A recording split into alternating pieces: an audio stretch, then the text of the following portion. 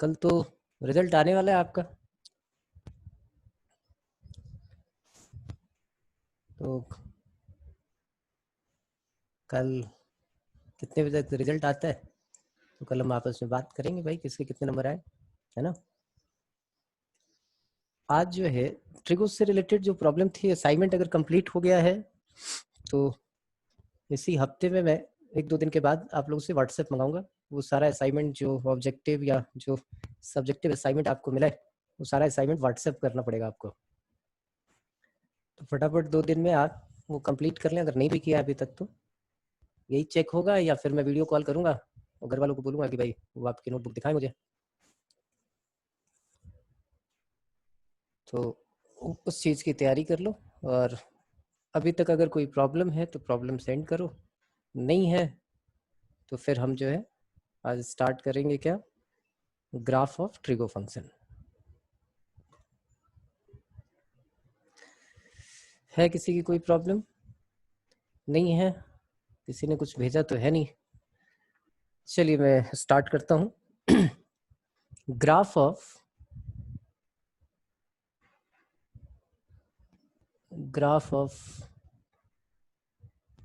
Trigo function.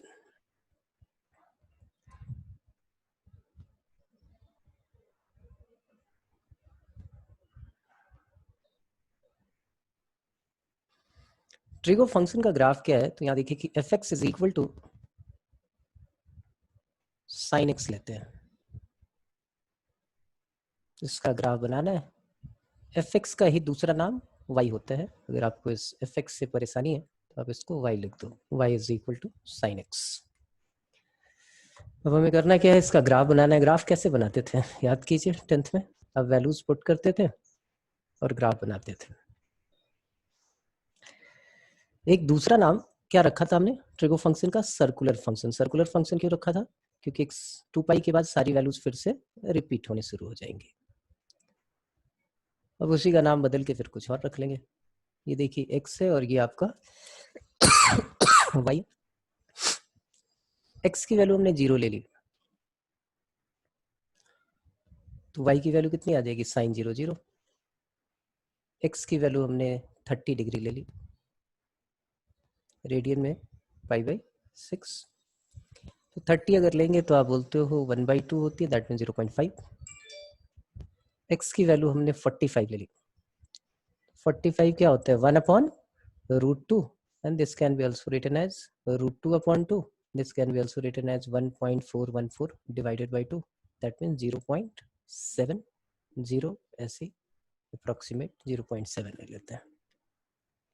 At 60 it is √3/2, √3/2 मतलब 1.732 divided by 2, तो approximate 0.8 something ऐसा ही कुछ होगा।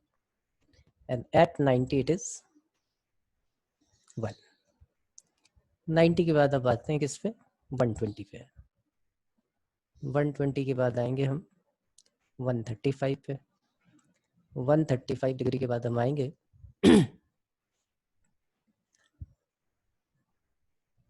150 डिग्री पे। 150 के बाद हम आएंगे 180 डिग्री पे। 180 के बाद मैं लूँगा 210।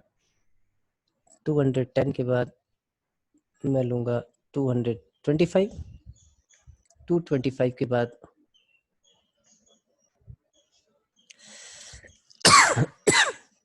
240।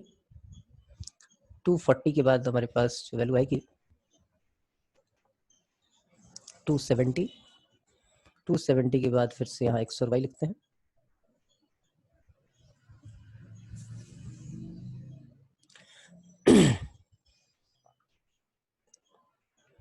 270 के बाद यहाँ लूँगा मैं 300 डिग्री।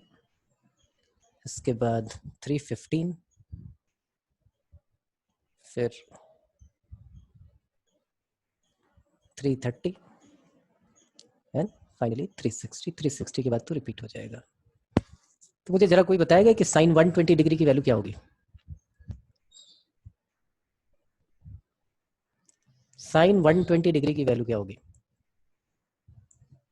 नंदन गर्ग? हाँ बताओ बच्चे। सर 0.8। 0.8, ठीक है, गुड। अच्छा ईशा, आपने अगली वैल्यू बतानी है। 135 पे क्या होगी वैल्यू बताओ ईशा। 7, ओके, चलिए ये 0.7, ठीक है ना। और 150 पे कौन वैल्यू बताएगा? 150 डिग्री पे बस 2 ही लोग, ये लोग बताते रहेंगे। नंदन भी आया, चलो नंदन बताओ इस बारी। ना नंदन, -0.7। तो ये माइनस कैसे होगा बच्चे? सेकंड क्वाड्रेंट है, साइन है, 0.5 है ना। और 180 पे क्या हो जाएगा? 0, ठीक। अच्छा 210 पे बताओ क्या आएगा? 210 नमन, 210 -0.5। -0.5, ठीक, ये -0.5 आ गया। और 225 पे -0.7 आएगा। फिर आगे बढ़ोगे 240 पे -0.8 आएगा। और 270 पे -1 आ जाएगा। फिर आगे बढ़ोगे तो 0.8, सॉरी -0.8, फिर -0.7 and finally this is equal to 0। ठीक है। किसी को डाउट हो कि सर ये आया कहाँ से, क्योंकि आपने पहले निकालना सीखा होगा ये, मुझे नहीं लगता कि भाई फिर से वो सारी values 180 minus theta, 180 plus theta, 90 minus theta, 90 plus theta, सारी वैल्यूज निकालनी आपने सीखी हुई है, उसी से हमने ये सारी वैल्यू निकाली। ध्यान से देखते हैं इसमें क्या क्या हो रहा है, जरा देखोगे तो समझ में आएगी कहानी। इसमें कहानी ये हो रही है कि 0 से ये स्टार्ट हो रहा है, धीरे धीरे धीरे धीरे धीरे धीरे इंक्रीज कर रहा है, कहाँ तक? 90 तक। 90 के बाद से फिर ये डिक्रीज करना स्टार्ट हो रहा है, कहाँ जा रहा है? 0 तक। फिर 0 के बाद ये नेगेटिव वैल्यू चलती जा रही है, 0.5, 0. -0.7, -0.8, फिर -1, और फिर उसके बाद 0.7, -0.5 है 0। तो मैं यहाँ पे एक रफ स्केच इसका बना रहा हूँ, ऐसा छोटा सा, फिर आगे देखेंगे अगले पेज पे बाकी कहानी। ये सिर्फ इसलिए आपको सिखा रहा हूँ कि इसका ग्राफ में बोल दूँ कि बेटा ऐसे ही होता है, रट्टा मार लो उससे। तो देखिए यहाँ पे हमने स्केलिंग करनी थी, कुछ ले लेते हैं। ये 0.2 है, ये 0.4 है, ये 0.6 है, यहाँ कहीं 0.8 है, और ऊपर यहाँ पे कहीं 1 है। यहाँ पे हमने वैसे ही -0.2, -0.4, -0.6, -0.8 और फिर -1 यहाँ पे कहीं ले लिया। यहाँ पे इसके लिए हमने वही कर दी, 30, 60, 30, 45, 60, 90, 120, 135, 150, 180, 210, 225, 240, 270, 300, 315, यहाँ पे मान लेते हैं 360। तो सारी ये प्लॉट करोगे आप, 0 से स्टार्ट होगा, 90 पे इसकी वैल्यू 1 हो रही है, और बीच में फिर आते आते 180 पे जो है वो नीचे आ जाएगा, और फ्री हैंड से ये 270 पे -1 हुआ, और ये 360 पे जाके ऐसे मिल जाएगा। पॉइंट यहाँ पे मार्क कर लेते हैं, क्योंकि यहाँ पे बनाने में मुझे प्रॉब्लम है। 0.45 पे ऐसे कुछ आया है, 0.60 पे ये 0.8 के आसपास आया है, एट 90 ये 1 हो गया है। ये सारे पॉइंट हमने ऐसे मार्क कर लिए, ठीक है, ये ऐसे बन गया। तो ये ग्राफ जो है वो किसका हो गया? साइन कर्व का ग्राफ है। फिजिक्स के लिए भी आपने किया है, एलिमेंट्री आपने थोड़ी सी बेसिक मैथमेटिक्स पढ़ी थी उसमें भी थोड़ा बहुत आया होगा कहीं। तो ये साइन एक्स का ग्राफ होता है, tan x, secant x, cosecant x, cot x, सबका ग्राफ आप ऐसे बना सकते हो। 360 के बाद वो सारी वैल्यूज फिर से रिपीट होनी शुरू हो जाएगी। तो ये तो हमने ग्राफ बना लिया। अब यहाँ पे एक रफ स्केच वैसे बनाते हैं कि आगे जब भी आपको जरूरत पड़े तो आप ऐसे ही इसका ग्राफ बना दोगे। उसके लिए ज़्यादा आपको मैंने सेक्शन का थोड़ा बहुत ख्याल होना चाहिए कि कहाँ से कहाँ तक जाएगा, बाकी आप ग्राफ एज इट इज ऐसे ही बना दोगे। अब यहाँ से हमने क्या किया कि भाई ये लिया और कलर चेंज कर लेते हैं। साइन एक्स का ग्राफ मुझे बनाने को बोला जाए तो ये ऐसे बनाऊंगा मैं, फिर ये नीचे जाएगा, फिर इतनी हाइट पे ऊपर आएगा, फिर ये नीचे जाएगा, फिर इस हाइट पे ऊपर जाएगा, फिर इधर जाएगा, ऐसे चलता जा रहा है। इधर भी ऐसे ही बन जाएगा। ये है किसके बिटवीन? तो ये है एक लाइन है, डॉटेड लाइन। डॉटेड लाइन का मतलब होता है कि वो आपके ग्राफ का पार्ट नहीं है। ये डॉटेड लाइन बनाई, ये डॉटेड लाइन है हमारी y इज इक्वल टू 1, और एक डॉटेड लाइन हमने नीचे बनाई, ये जो है y इज इक्वल टू -1 है, जो इसको यहाँ पे टच करके जा रही है, यहाँ टच करके जा रही है, ये y इज इक्वल टू -1 है। ये साइन एक्स की वैल्यू 0 थी, 180 पे इसकी वैल्यू 0 थी, मतलब पाई पे। फिर 2 पाई पे इसकी वैल्यू 0 होगी, फिर 3 पाई पे 0 होगी, फिर 4 पाई पे 0 होगी, फिर 5 पाई पे 0 होगी, ऐसे ही चलता रहेगा। और लेफ्ट हैंड साइड में भी ये -पाई, -2 पाई, -3 पाई, -4 पाई, ऐसे ही चलता रहेगा।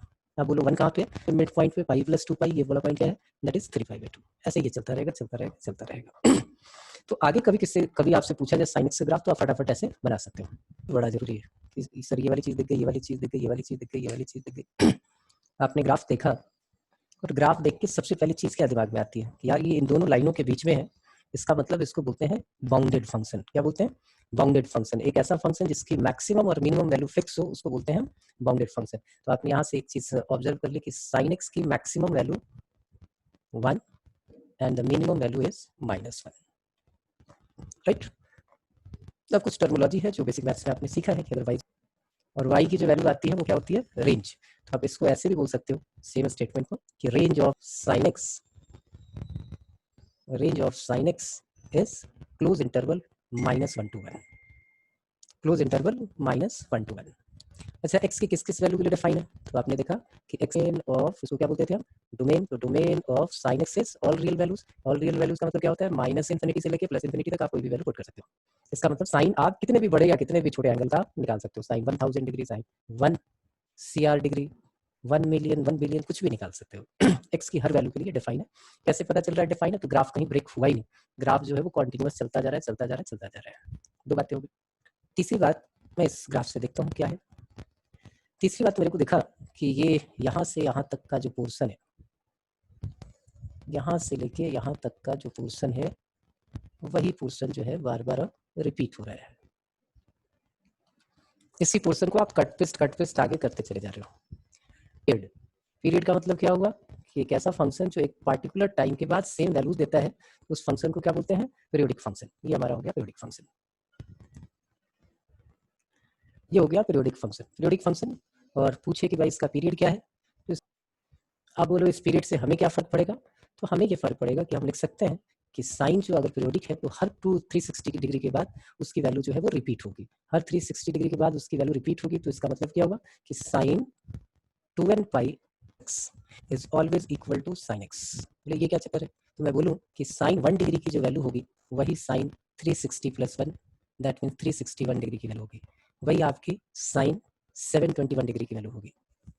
ऐसे ही चलता जाएगा, चलता जाएगा। तो जब भी आएगा कि 2n पाई + x हो, तो उसको हम क्या लिखेंगे, 2n पाई + x हो तो हम क्या लिखेंगे, that is equal to sine x। Sine हमारा एक पीरियोडिक फंक्शन हो गया, ठीक है। पीरियोडिक की मीनिंग होगी जहाँ जहाँ कि x एक्सिस को कट करेगा वहां पे y की वैल्यू क्या होगी, 0 होगी। तो y की वैल्यू 0 कहाँ कहाँ पे हो रही है, जब x की वैल्यू 0 है, x की वैल्यू पाई है, x की वैल्यू 2 पाई है, x की वैल्यू 3 पाई है, x की वैल्यू 4 पाई है। तो आपने बोला कि भाई इसको आप ऐसे लिखो, इसको 4th पॉइंट हमने बनाया और ये लिख दिया कि भाई साइन x अगर हमारा 0 हो तो x की बहुत पाई क्या लिख सकते हो, 0 पाई, 2 पाई, 3 पाई एंड सो ऑन। तो आप बोले इसमें तो बहुत इंक आप बर्बाद करोगे, आप एक काम करो इसको मिटाओ और x को आप लिखो, x को आप लिख लो x is equal to n pi, और हमारे पास इतने सारे सिंबल है, आप दिखा दो कि n जो है वो हमारा क्या है, इंटीजर है।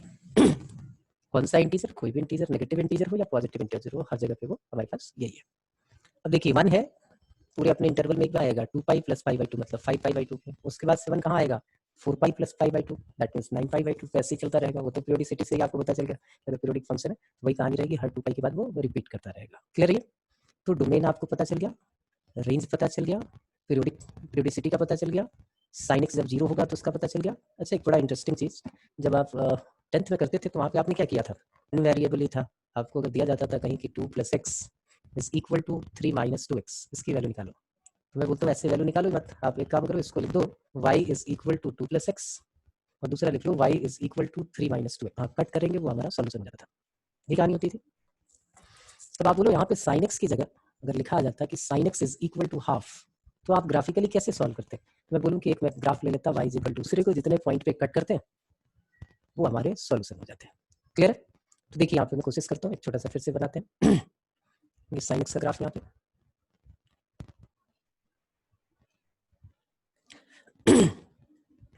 ये ऐसे ग्राफ बना लिया हमने साइन एक्स का,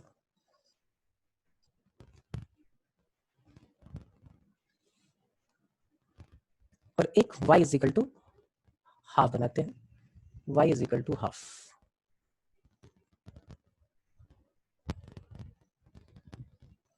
अब आपको पता है कि पहली बार ये कहाँ पे कट करेगा, तो पहली बार ये कट कर रहा है कहाँ पे, π/6 पे। यहाँ से यहाँ तक का जितना डिस्टेंस है, क्योंकि बिल्कुल सिमेट्रिक कर्व है, उतना ही डिस्टेंस यहाँ से यहाँ तक का है। ये वाला पॉइंट क्या होगा हमारा, पाई माइनस π/6। फिर ये क्या है 2 पाई, ये वाला पॉइंट क्या होगा हमारा 2 पाई माइनस π/6, और ये वाला पॉइंट क्या होगा, ये 3 पाई है, तो ये हो जाएगा हमारा 3 पाई माइनस π/6।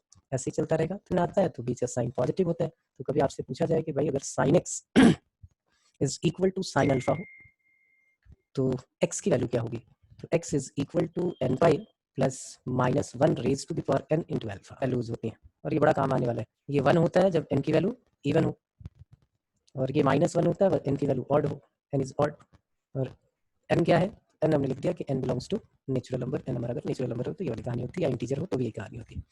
तो sin x is equal to, अगर sin अल्फा हो जाए तो x की वैल्यू हम क्या लिखेंगे, that is n pi plus -1 raise to the power n into alpha. Sixth, यहाँ तक किसी को पूछ लो, फिर मैं आपसे पूछूंगा कि आपको इसके अलावा कुछ दिख रहा है कि नहीं। यहाँ तक कोई प्रॉब्लम है किसी को भी? बोलो। प्रशांत, निधि, नंदन, नमन, महक, किसी को भी कोई प्रॉब्लम हो? ईशा?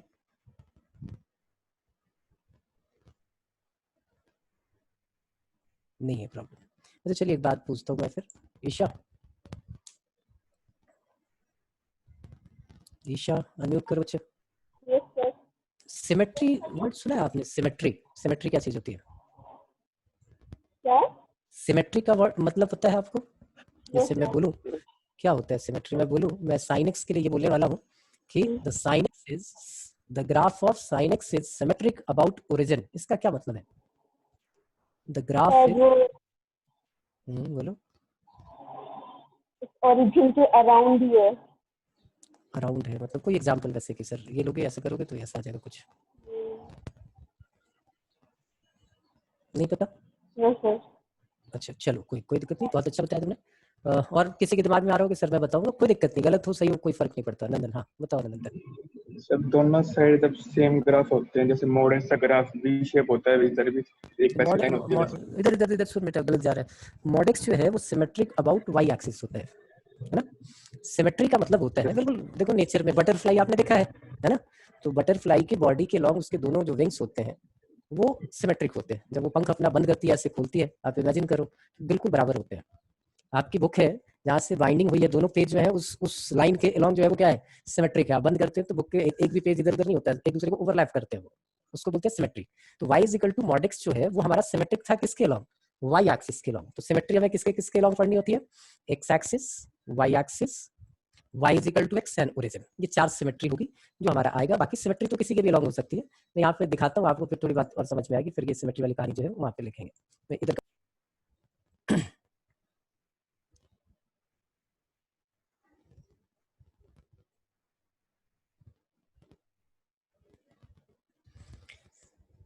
ये देखिए, अगर कोई कर्व ऐसा है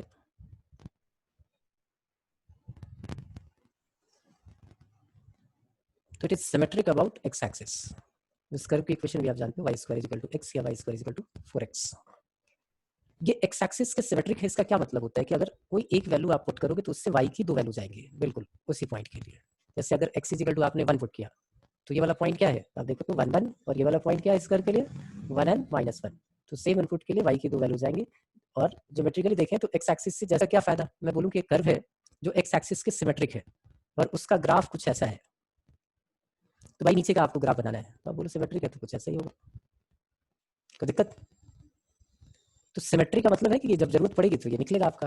अब सिमेट्री का मतलब है आपको बोलो कि भाई कोई कर्व है, ये हटा दो, क्वेश्चन यही है, कोई कर्व है, मैं बोलूं कि एफ एक्स कर्व है हमारा और वो सिमेट्रिक है एक्स एक्सिस के लॉन्ग, एक्स एक्सिस के लॉन्ग सिमेट्रिक है, और एफ ऑफ 1 की वैल्यू अगर 3 है तो एफ ऑफ -1 की वैल्यू क्या होगी? तो फटाफट बता दोगे सर वो भी 3 होगी, सॉरी गलत बोल दिया मैंने, एफ ऑफ 1, हाँ एफ ऑफ 1 की वैल्यू अगर 3 है तो, या मैं ये बोलूं कि सिमेट्रिक है एक्स एक्सिस के लॉन्ग और f x is equal to अगर 3 है और f x is equal to -3 है, ऐसी भी सिचुएशन फंक्शन में हम इसलिए डील नहीं कर सकते कि ये फंक्शन होता ही नहीं।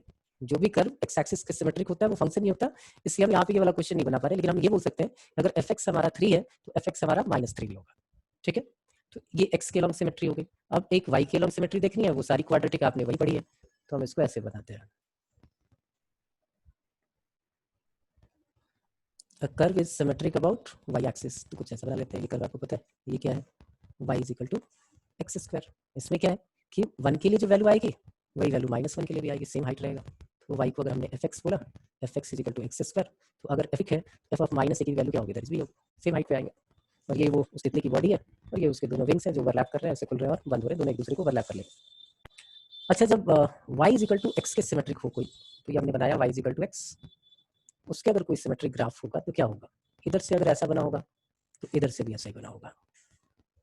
तो ऐसा अगर कोई कर्व आपको दिखता है तो this curve is symmetric about y is equal to x, ठीक है। अच्छा, ओरिजिन किस सिमेट्रिक होगा, तो वही कहानी कि ओरिजिन से जितने डिस्टेंस पे आपके पास इधर होगा मामला, उतने ही डिस्टेंस पे इधर होगा। आप कोई भी पॉइंट लोगे यहाँ, जैसे आपने यहाँ लिया 1, अगर ये 1 1 है तो -1 पे उसकी वैल्यू क्या आएगी, मैं लिया 2, 2 पे उसकी वैल्यू 8 आ रही है, तो -2 पे उसकी वैल्यू -8 आएगी। और जब भी कोई कर्व जो है वो सिमेट्रिक हो ओरिजिन के, तो ओरिजिन से इतने डिस्टेंस पे जितना पॉइंट होता है उतने डिस्टेंस पे नीचे आपको एक पॉइंट मिलेगा। इसको दूसरी लैंग्वेज में क्या बोले, तो इसको दूसरी लैंग्वेज में ऐसे बोलते हैं कि, इसको दूसरी तरीके से ये बोलते हैं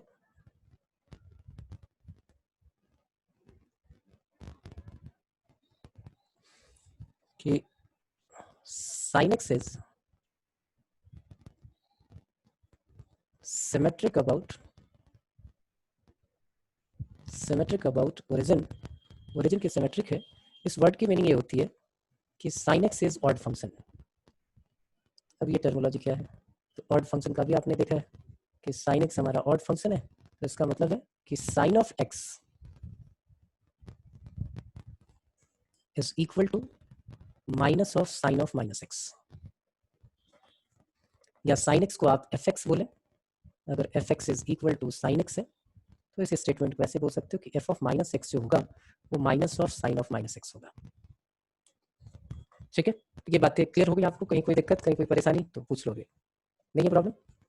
आगे बढ़े, फिर हम अब चलते हैं किस पे, कॉस के ग्राफ पे। अब मैं डायरेक्टली कॉस का ग्राफ बनाता हूँ, और एक चीज़ और दिख रही है ना, अगर नहीं दिख रही तो यहाँ से देख लो। मैं आपसे पूछूँ ये कहाँ से कहाँ तक इंक्रीज हो रहा है, ये कहाँ से कहाँ तक इंक्रीज हो रहा है, तो आप बोलोगे सर ये जो पॉइंट है यहाँ से ये इंक्रीज करता हुआ यहाँ तक जा रहा है, मतलब -π/2 से π/2 तक इंक्रीज हो रहा है। फिर क्या हो रहा है, तो फिर आप बोलोगे कि सर उसके बाद -π/2 से लेके 3π/2 से लेके 5π/2 तक ये फिर से जो है वो इंक्रीज करेगा। फिर उसके बाद से ये क्या होगा, डिक्रीज करेगा। फिर ऐसे ही चलता जा रहा है, इंक्रीज, ये डिक्रीज हुआ, फिर यहाँ के बाद क्या होगा, इंक्रीज होगा। तो आप ग्राफ पे ये भी देख सकते हो कहाँ से कहाँ तक इंक्रीज कर रहा है, कहाँ से कहाँ तक डिक्रीज कर रहा है, ठीक है। ऐसे ही हम अब cos x का ग्राफ बनाते हैं, और मैं आप लोगों से पूछूंगा कि भाई इसमें ये cos x का ग्राफ देखो और मुझे बताओ कि भाई क्या क्या चीज़ें आपने ग्राफ प्लॉट करने का तरीका भाई जैसा हमने sin x का किया था वैसे ही cos x का हम ग्राफ बना सकते हैं। ये रहा हमारे पास, ये पॉइंट जो है वो हमारा है 1, ये है हमारे पास -1, और ये ग्राफ जो है वो ऐसा होगा, ऐसा होगा, ऐसा होगा, ऐसा होगा, ऐसे ही चलता जा रहा है। इधर भी ऐसे ही जाएगा, ऐसे ही जाएगा, साइन की तरह ये चलता जा रहा है। ये बिल्कुल स्मूथ होता है, यहाँ ड्राइंग करने में प्रॉब्लम हो रही है इसलिए ऐसा हो रहा है। ये पॉइंट हमारा 0 है, 0 पे हो जाती है, 0 हो जाती है। फिर उतना ही डिस्टेंस है, ये देखिए ये हाफ कर्व का डिस्टेंस कितना होता है π/2, तो यहाँ से आगे बढ़े तो π/2 प्लस π/2, तो ये क्या होगा पाई। फिर हाफ बढ़े तो ये कितना होगा 3π/2, फिर हाफ बढ़े तो ये कितना होगा 2π, फिर हाफ बढ़े तो ये वाला पॉइंट कितना होगा 5π/2, कितना होगा दैट इज 7π/2। सिमिलरली इस साइड तरफ चल रहा है, ये -π/2, फिर यहाँ पे कहीं -π आएगा, फिर यहाँ पे हमारे पास -3π/2 आ जाएगा, फिर ये हमारे पास -2π आएगा, फिर यहाँ -5π/2 आएगा, ऐसे चलता रह रहा है। तो पहला काम कि भाई डोमेन ऑफ cos x क्या होगा, डोमेन ऑफ cos x क्या होगा। एक मिनट, नंदन आ गया। Domain, domain is equal to, हाँ नंदन बताओ।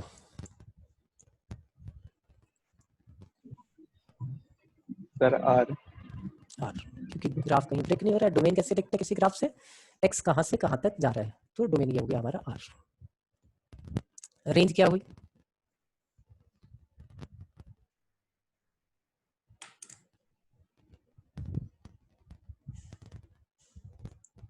बताओ नमन, रेंज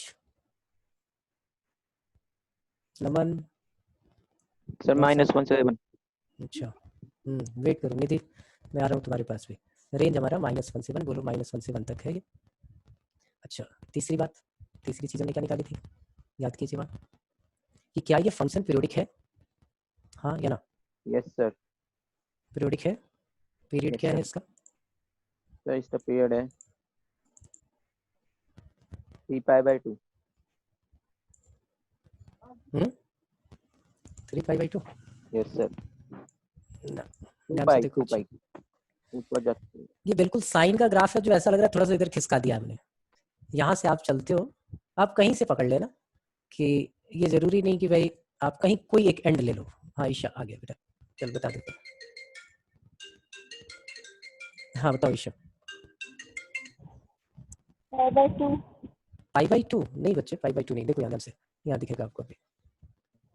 अभी देख तो मैं आप लोगों को एक बार म्यूट कर रहा हूँ, फिर आपसे पूछूंगा।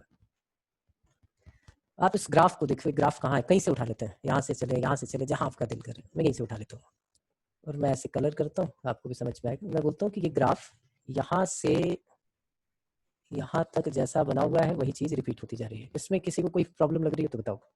एक पैराबोलिक शेप ऊपर है और वैसे ही एक पैराबोलिक शेप नीचे है, फिर वैसे ही ऊपर पहाड़ झरने जो बनाते थे हम, चित्रग्राफी करते थे बचपन में, तो वैसे ही होता था, बहुत जब छोटे थे तो ऐसे ही पहाड़ बनते थे हमारे, फिर वैली बन जाती थी। तो अब जब यहाँ से यहाँ तक आपने कलर कर दिया तो यहाँ से यहाँ तक की लेंथ देखो, इस पॉइंट से लेके इस पॉइंट की लेंथ, तो यहाँ से यहाँ तक की लेंथ तो आपको क्या दिख रही है, 3π/2, और ये वाली लेंथ कितनी है, π/2, तो ऐड हो गया तो ये कितना बन गया, ये बन गया 2π। और वैसी ही सारी चीजें आपकी रिपीट होती जा रही हैं। तो इस फंक्शन का पीरियड जो है वो हमारा क्या हो गया, तो पीरियड इज 2π। और पीरियड हमारा अगर 2π हो गया तो इसका मतलब क्या है कि cos 2nπ plus x is always equal to cos x। ठीक है जी। फोर्थ हमने क्या देखा था, देखिए जो साइन में सारी चीजें ऑब्जर्व की थी वही बातें यहाँ पे पूछूंगा आपसे। ये पूछ रहा हूँ कि cos x अगर हमारा 0 हो तो x की वैल्यू क्या होगी, cos x 0 हो तो x की वैल्यू क्या होगी, जरा देख के बताइए मुझे। cos x 0 हो तो x की वैल्यू क्या होगी,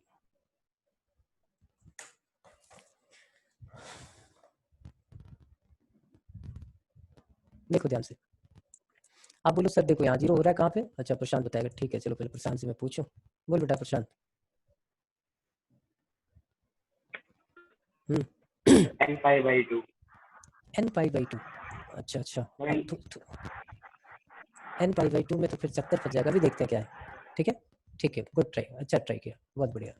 यहाँ देखो मैं लिखता जाता हूँ, सबसे पहले मैं देखता हूँ कहाँ पे, पॉजिटिव वाले में ही देख लेता हूँ। तो सबसे पहले मुझे मिला π/2 पे 0 हो जा रहा है, फिर 3π/2 पे 0 हो जा रहा है, फिर हमारा दिख रहा है 5π/2 पे 0 हो जा रहा है, फिर 7π/2 पे 0 हो जा रहा है।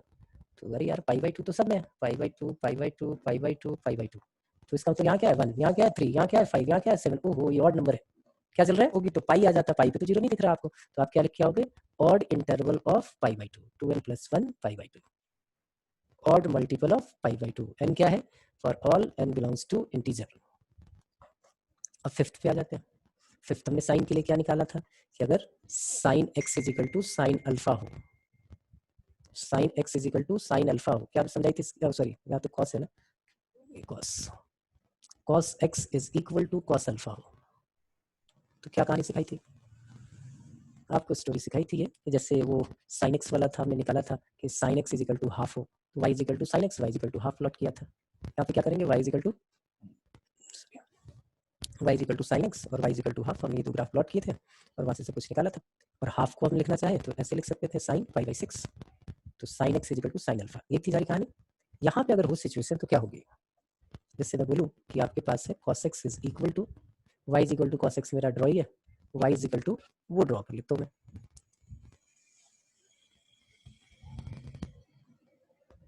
y = हाफ ऐसे ड्रॉ कर लेता हूँ। ठीक है, अब देखिए क्या है, पहली बार कहाँ कट कर रहा है, ये वाला पॉइंट आपको पता है, फर्स्ट क्वाड्रेंट वाला। अब बोलते हो ये पॉइंट है जब x की वैल्यू है π/3, अच्छा तो यहाँ से यहाँ तक का डिस्टेंस जो होगा वो π/3 है। अब आगे देखो कहाँ पे कट कर रहा है, तो 2π से जस्ट पहले कितना डिस्टेंस होगा, वो डिस्टेंस वही π/3 होगा, और इधर 5π/2 है तो ये डिस्टेंस उतना ही है π/3। तो आप बोलो यहाँ पे वो जो पॉइंट है वो क्या है, 2π - π/3 एंड 2π + π/3, वैसे ही वो आगे जाएगा तो 4π + π/3 और ऐसे ही चलता रहेगा। आप बोलो जब ऐसा हो जाए तो आप x को लिखो xi ± अल्फा, क्योंकि पाई के बाद वो कहाँ मिलेगा, 2π पे मिलेगा वो लूप, फिर उसको वो लूप अगली बार कहाँ मिलेगा, 4π वाले पे मिलेगा, ऐसे ये चलता जाएगा। तो x की वैल्यू आपके पास क्या आएगी, दैट इज 2nπ ± अल्फा। अच्छा ये बताइए किसके अबाउट सिमेट्रिक है, ये ग्राफ किसके सिमेट्रिक दिख रहा है, नमन किसके सिमेट्रिक दिख रहा है ये ग्राफ, हाँ बताओ नमन। y एक्सिस के, बिल्कुल सही बिल्कुल सही। ये देखिए ये y एक्सिस के सिमेट्रिक है, y एक्सिस के इधर आपने ऐसा बनाया, फिर वैसा ही आपने इधर बना दिया, फिर उतने ही डिस्टेंस पे नीचे कैसा पैराबोलिक बनाया तो उतने ही डिस्टेंस पे वैसे ही पैराबोलिक। यहाँ तो मेरे वाले में तो ये थोड़ा बड़ा छोटा दिख रहा है, बाकी सब बराबर होते हैं, तो उतने डिस्टेंस पे दिख रहे हैं, फिर उतने डिस्टेंस पे ऊपर ऐसे बना तो इधर भी ऊपर बन गया। तो भाई ये सिमेट्रिक है किसके, cos x is symmetric about y axis, और y एक्सिस के जो सिमेट्रिक होता है उसकी मीनिंग क्या हो जाती है? तो आप बोलोगे कि cos x is an even function. Even function की मीनिंग क्या होती है? तो याद कीजिए f x is equal to, अगर आपने cos x लिया और आपसे पूछा जाए एफ ऑफ माइनस एक्स निकालो, cos थीटा होता है, तो ये cos x आ गया, इसका मतलब एफ एक्स। तो पॉजिटिव के लिए जो वैल्यू आएगी वही वैल्यू नेगेटिव के लिए आएगी। जैसे हमारा y is equal to mod x even function होता था, वैसे y f x is equal to cos x भी हमारा इवन फंक्शन हो गया। तो इवन फंक्शन हो गया तो इसकी मीनिंग क्या हो गई? इसकी मीनिंग ये भी हो गई कि एफ ऑफ x जो होगा वो हमेशा इक्वल होगा किसके? एफ ऑफ माइनस एक्स के। डन। इसके बाद हमने क्या निकाला था? यही तक सारी चीजें रहने दी थी, इतना हो गया। तो ये बन गया आपका cos x का ग्राफ। अब cos x का भी बनाने को बोला जाए, फटाफट फटाफट ऐसे आप बना लोगे। y is equal to tan x, y is equal to tan x, y is equal to tan x।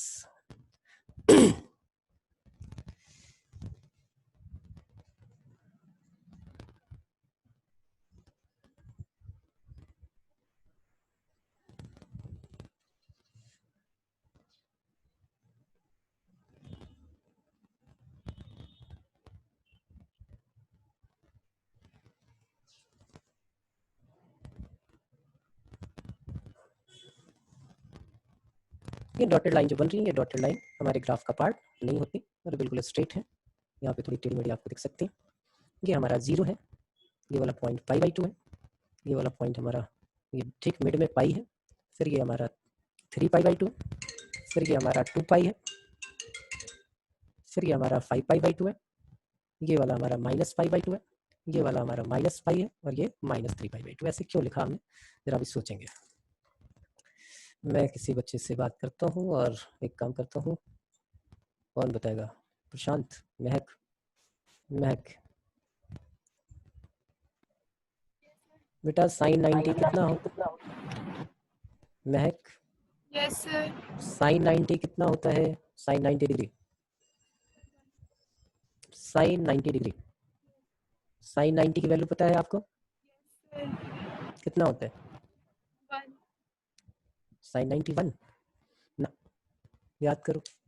sin 90 मतलब सॉरी sin 90 पूछ रहा हूँ, ठीक है? sin 90 तो ठीक है, tan 90, tan 90, sin नहीं tan 90, इन्फिनिटी, बिल्कुल सही। अच्छा tan 90 इन्फिनिटी है, इन्फिनिटी रियल नंबर होता है नहीं होता?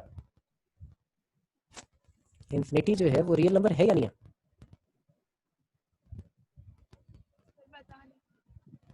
पता है आपको? नहीं पता? इन्फिनिटी रियल नंबर नहीं होता। आप इन्फिनिटी को हमेशा क्या बोलते हो? Open interval minus infinity plus infinity, दोनों जो है आप एक्सक्लूड करते हो, तो इन्फिनिटी हमारा रियल नंबर होता नहीं। अच्छा एक बार हम 90 की वैल्यू जरा याद करें। 0 पे 0 होती है, 0 के बाद 1/√3 होती है, 1/√3 के बाद 1 हो जाती है, 1 के बाद √3 हो जाती है, फिर इन्फिनिटी चली जाती है, यही है ना? तो अब ग्राफ इसका हम ड्रॉ करते हैं। थोड़ा सा बेसिक आइडिया लगे कि धीरे धीरे 0 से लेकर 90 तक इसकी वैल्यू इंक्रीज कर रही है और 90 पे तो एक्सट्रीम ही हो जा रही है, इन्फिनिटी की तरफ चली जा रही है। तो इसका ग्राफ हम बनाते हैं। ग्राफ के लिए कोई और कलर यूज कर लेते हैं, हमने ब्लू ले लिया। ये देखो ये इन्फिनिटी, ये इन्फिनिटी पे जाके कितना होगा और इधर आने के बाद ये ग्राफ इधर आके इसके पैरेलल हो जाएगा, राइट? ये लाइन और ये कर्व एक दूसरे को कहाँ पे मिलेंगे? इन्फिनिटी पे। तो इसको बोलते हैं, ये लाइन जो है वो क्या है? टेंजेंट। तो इसके लिए जो टर्मिनोलॉजी मैथ्स में यूज करते हैं उसको करते हैं क्या? एसिम्पटोट्स, एसिम्पटोट्स, ठीक है? तो ये एसिम्पटोट है इसका, कौन सा? π/2 एंड -π/2। ये ऊपर चला गया भगवान के पास।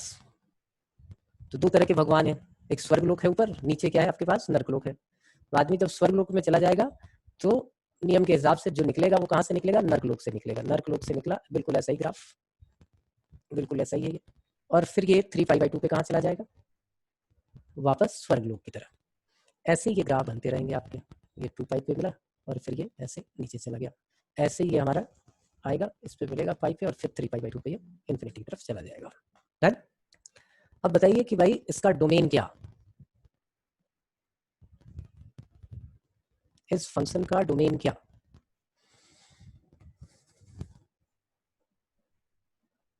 हाँ नंदन। Sir are. आर, ध्यान से देख बच्चे, ग्राफ दिख रहा है ना? ये ग्राफ कवर हो गया? ग्राफ दिख रहा है आप लोगों को? Yes sir. अच्छा ये नेम वाला वो नहीं दिख रहा? पार्टिसिपेंट की लिस्ट नहीं दिख रही आप लोगों को? अच्छा ठीक है। हाँ ये ग्राफ देखिए, डोमेन मतलब x की वैल्यूज। आप देखो π/2 पे ये डिस्कनेक्ट हो गया, 3π/2 पे फिर पंगा हो गया इसके साथ, 5π/2 पे फिर पंगा हो गया। तो पंगे कहाँ हो रहे हैं? π/2, 3π/2, 5π/2, 7π/2। तो आप बोलो रियल नंबर में से odd interval of pi by 2 जो है वो आप निकाल दो, 2n + 1 पाई बाई 2, ये इसका डोमेन हो गया। रेंज क्या है? तो y की वैल्यू, अब बोलो ऊपर कहाँ तक जा रहा है ये, प्लस इन्फिनिटी तक, नीचे कहाँ तक जा रहा है, माइनस इन्फिनिटी तक, तो सारी वैल्यूज हो सकती है प्लस इन्फिनिटी से लेके माइनस इन्फिनिटी तक।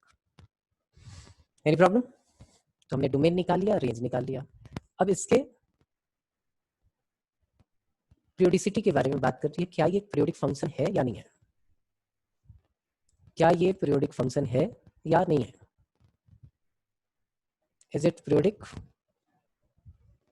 क्या ये पीरियोडिक फंक्शन है, किसी की समझ में आ रहा हो, ये पीरियोडिक फंक्शन है या नहीं है? बिल्कुल है। आपको ये ग्राफ कहाँ से कहाँ तक रिपीट होता हुआ दिख रहा है, आप बोलो जैसा ये मुझे दिख रहा है, जैसा मुझे ये दिख रहा है -π/2 से लेके π/2 तक, यही वाला ग्राफ जो है वो बार बार ऐसे रिपीट होता जा रहा है। तो यहाँ से यहाँ तक की लेंथ कितनी हुई, तो -π/2, और फिर यहाँ से यहाँ तक π/2, तो ये π/2 और ये भी लेंथ π/2, तो π/2 + π/2 पाई तक वैसे ही आ रहा है। तो सब्ट्रैक्ट करके ये लेंथ निकालेंगे तो कितना आएगा, पाई। तो इसका पीरियड जो हो गया वो बच्चे क्या हो गया हमारा, पीरियड इज पाई, इसका पीरियड हो गया पाई। इसका पीरियड अगर पाई हुआ तो इसका मतलब क्या है कि आप लिखोगे कि भाई tan n pi + x that is equal to tan x। ठीक है, सिमेट्रिक है या नहीं। फोर्थ पॉइंट हमने क्या निकाला था कि भाई कहाँ कहाँ पे जीरो है, कहाँ कहाँ पे जीरो है, तो आपको जीरो दिख रहा है कि जीरो पे, एक दिख रहा है आपको पाई पे, एक दिख रहा है आपको 2 पाई पे। तो आप बोलो कि जब भी आप लिखोगे tan x is equal to 0, तो x की वैल्यू आप क्या लिखोगे, तो x is equal to n pi for all n belongs to integer. वैसे ही बोल सकते हो, बहुत ज्यादा दिमाग लगाने की भी जरूरत नहीं है। tan x को आप लिख दो sin x upon cos x, जब जब साइन जीरो होगा तब तक जो है वो tan जीरो हो जाएगा, और tan साइन कब जीरो होता है, अभी अभी हमने निकाला था कि tan is zero at x is equal to n pi. Fifth आ जाते हैं। फिफ्थ हमने क्या निकाला, वही tan x is equal to, अगर tan अल्फा हो तो क्या होगा, तो tan x is equal to tan alpha, tan x is equal to tan alpha, तो अल्फा की वैल्यू क्या होगी, अल्फा की वैल्यू होगी x is equal to n pi plus alpha, क्योंकि वो लाइन कट करोगे, सपोज करो tan x is equal to आपने √3 लिखा, तो एक बार कट करेगा, उसके बाद से वो अगले लूप में कट करेगा, तो पाई प्लस समथिंग पे कट करेगा, फिर आगे कहाँ कट करेगा, 2 पाई प्लस समथिंग पे कट करेगा, तो ये n पाई प्लस है। कि ये बताइए क्या ये फंक्शन किसी के सिमेट्रिक है या नहीं है, क्या ये फंक्शन किसी के सिमेट्रिक है या नहीं है, तो आप बोलो बिल्कुल है। tan x is symmetric about origin, origin के सिमेट्रिक है, तो आपको पता है कि क्या होगा, f of x is equal to minus of f of minus x, ये उसके सिमेट्रिक होगा। तो tan x का भी ग्राफ हो गया। तो दो तरफ एक चीज बड़ी अच्छी सीखी हमने, क्या बोलते हैं, जो लाइन किसी कर्व को इन्फिनिटी पे टच करे उसको क्या बोलते हैं, दे आर कॉल्ड एसिम्पटोट्स। क्या बोलते हैं, एसिम्पटोट्स। अब अगला ग्राफ है आपका y is equal to cot x। cot x क्या है, अब बोलो cos x upon sin x। जब जब साइन जीरो होगा उसको प्रॉब्लम होती रहेगी, साइन जीरो कहाँ होता है, n पाई पे होता है। तो जब इसका ग्राफ हम बनाएं तो इसका ग्राफ कैसा होगा, तो इसका ग्राफ ऐसा हो जाएगा।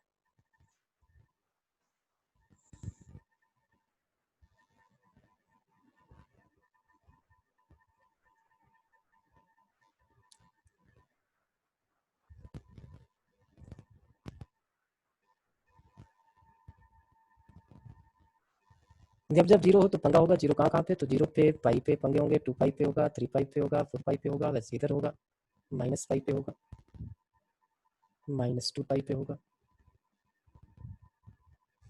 और इसका ग्राफ कैसा बनेगा, तो देखिए जब कॉस जो है वो जीरो होता है तो ये जीरो हो जाएगा, ऐसा आएगा, सॉरी उल्टा बन गया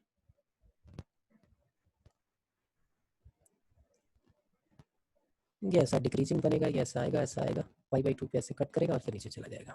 कट कहाँ कर रहा है, π/2 पे, फिर ये नीचे चला गया नर्क लोक में, तो कहाँ से निकल के आएगा, फिर स्वर्ग लोक से निकल के आएगा, फिर ऐसे बनेगा, फिर ऐसे ही चलता रहेगा, ये ऐसे आया, ये मिला, फिर ऐसे चला गया, ऐसे इसका ग्राफ जो है रिपीट होता रहेगा, कट नहीं करना।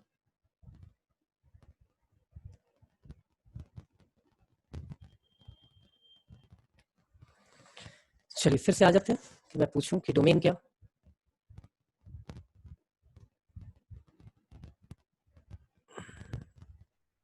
बोलो Nandan, domain. Sir r minus n pi. बिल्कुल सही, बिल्कुल सही, r minus n pi, domain हो गया हमारा r minus n pi. Range क्या होगी, तो प्लस इन्फिनिटी से माइनस इन्फिनिटी, वो दिख ही रही है आपको, all real number minus infinity से प्लस इन्फिनिटी।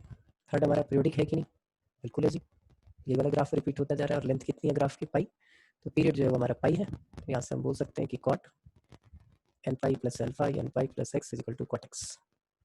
फोर्थ हमें क्या निकालना था, कॉट एक्स कहाँ कहाँ जीरो होगा, तो कॉट एक्स जहाँ भी जीरो, ये क्या है 3π/2, ये क्या है 5π/2, ये दोनों का मिड होता है वैसे, तो आपको दिख गया कि x is equal to 2n + 1 π/2 और interval of 5/2। Cot x is equal to cot alpha हो, फिर वही आपको दिख रहा है, एक बार जहाँ कट करेगा अगली बार फिर 5 प्लस उसमें कट करेगा, तो कॉट एक्स अगर कॉट अल्फा के इक्वल हो जाए तो भी आप ये लिख के आओगे x is equal to n pi plus alpha. क्या ये सिमेट्रिक है या नहीं है, ये कौन बताएगा मुझे, इज इट सिमेट्रिक, क्या ये फंक्शन सिमेट्रिक है या नहीं है।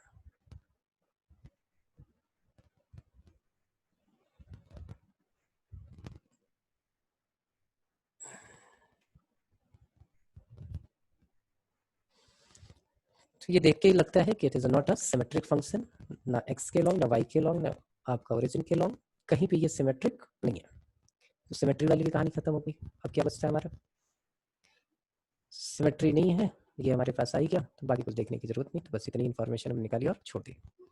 अब आपका काम कल का क्या है, दो ग्राफ आप लोग बनाओगे, secant x and cosecant x का, और इतनी ही सारी इन्फॉर्मेशन जो है वो निकालने की कोशिश करोगे। कल से फिर एक बार उसको प्लॉट करेंगे और फिर कल ग्राफ की थोड़ी सी ट्रांसफॉर्मेशन आपको सिखाएंगे, जिससे थोड़े से इधर उधर वाले भी ग्राफ आए तो वो आपकी समझ में आ जाए। ठीक है, तो कल मिलेंगे। अब मैं लंबा लेना चाह रहा था क्लास, लेकिन आज बच्चे भी कम है, तो कल एक बार उनका रिपीट भी हो जाएगा, थोड़ा बहुत हो सकता है टाइमिंग की दिक्कत होगी। कल वाली टाइमिंग आपकी 3 बजे ही रहेगी।